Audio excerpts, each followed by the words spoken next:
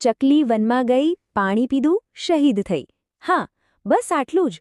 માનવામાં નહીં આવે, પણ આ નાનકડી વાર્તા જ માર્ચ મહિનાની 4 સળંગ તારીખો યાદ રાખવાની માસ્ટર કી છે. તો આપણી આ નાનકડી વાર્તાનું મુખ્ય પાત્ર કોણ છે?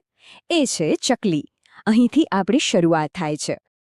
જુઓ, પહેલો શબ્દ ચકલી આપણને સીધો જ યાદ અપાવે છે વિશ્વ ચકલી દિવસની. કેટલું સરળ અને સીધું જોડાણ છે. અને વિશ્વ ચકલી દિવસ ક્યારે આવે છે? 20 માર્ચે.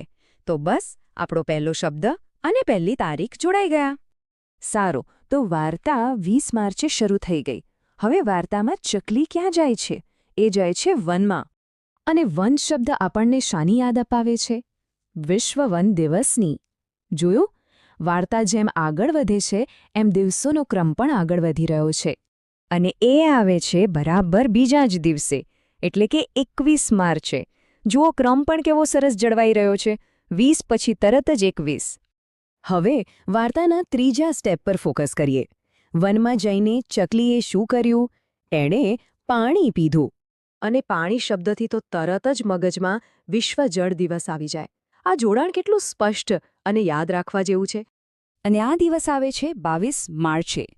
તો આપણો ક્રમ એકદમ બરાબર ચાલી રહ્યો છે. 20, 21 અને હવે 22 માર્ચ.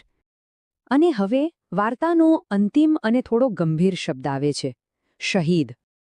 આ શહીદ શબ્દ આપણને આપણા ઇતિહાસના એક ખૂબ જ મહત્વપૂર્ણ દિવસ એટલે કે શહીદ દિવસ સાથે જોડે છે. અને શહીદ દિવસ છે 23 માર્ચે.